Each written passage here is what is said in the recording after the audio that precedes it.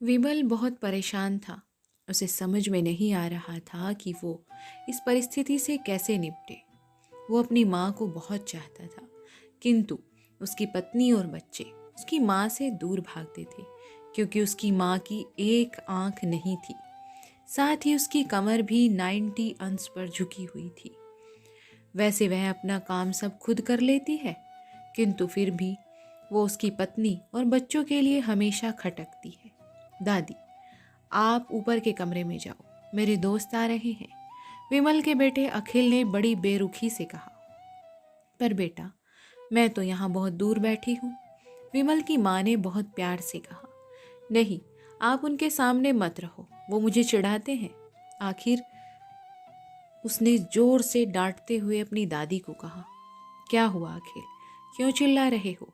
विमल की पत्नी कामिनी ने किचन से आवाज लगाई। देखो ना माँ, ये दादी यहीं ड्राइंग रूम में बैठी है और मेरे दोस्त आ रहे हैं। अखिल ने शिकायत भरे लहजे में कहा। माँ जी, आप ऊपर चली जाओ, क्यों हम लोगों को लजवाती हो? कामिनी ने बेटे का पक्ष लेते हुए कहा। बेचारी सरस्वती ऊपर जाकर चुपचाप जीने के सहारे ऊपर जाने लगी। कमर झुकी होने के कारण उन्हें ऊपर चढ़ने में बहुत परेशानी होती थी, किंतु वो पूरी ताकत से ऊपर एक अकेले कोने में कमरे में जाकर बैठ गई। विमल बाजू के कमरे से सब सुन रहा था।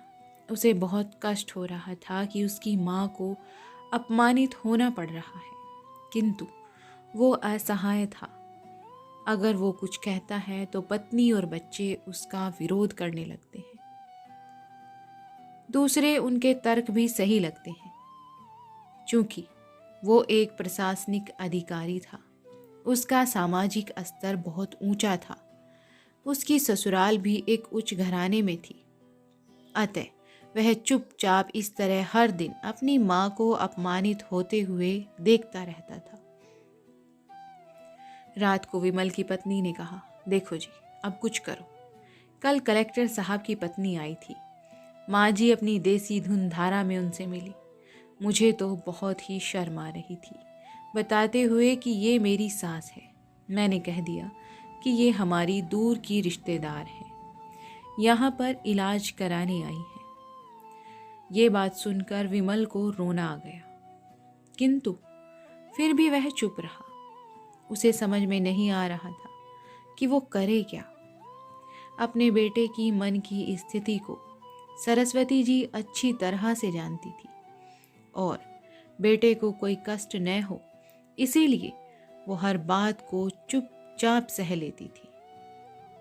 विमल अब बहुत उदास रहने लगा। एक तरफ परिवार और सामाजिक स्तर पर जीने की प्रतिबद्धता थी, तो दूसरी ओर माँ।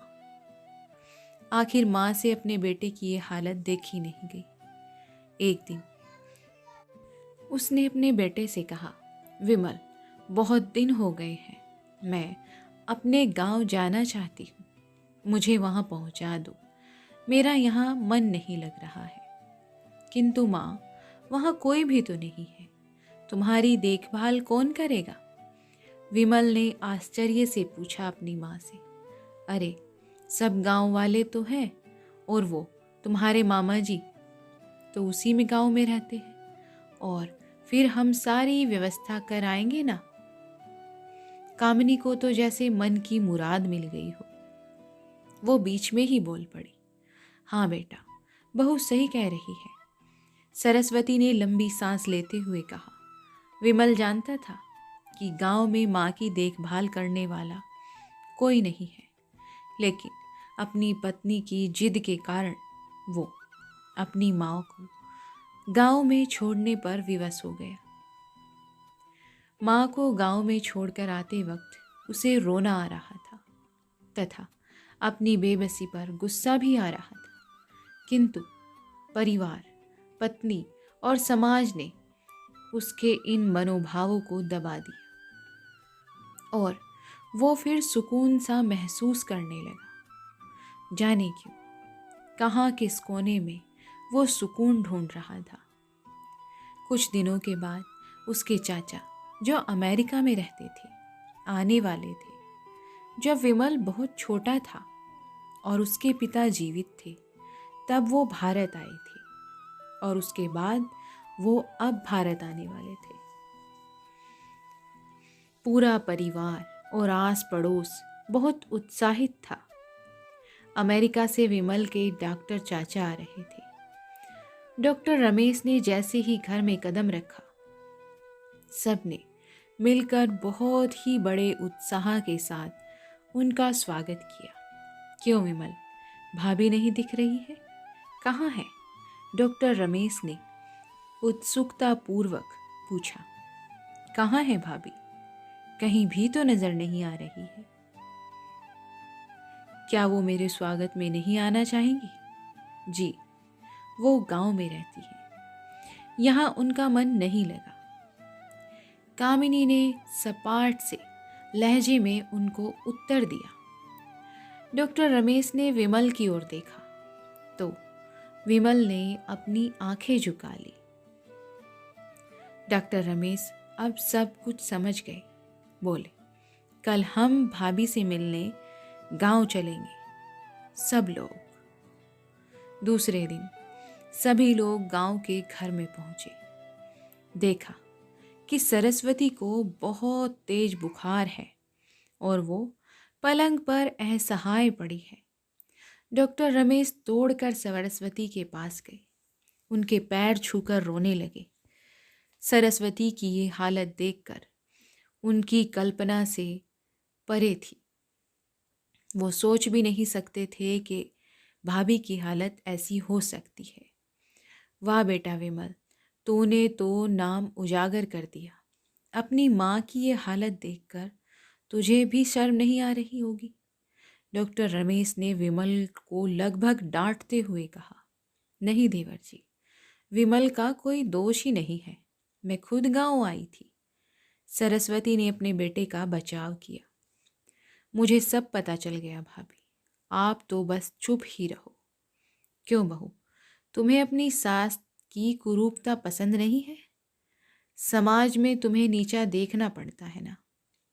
डॉक्टर रमेश ने कामिनी की ओर व्यंग से देखा। वो कामिनी को डांटते के हुए लहजे में बोल रहे थे।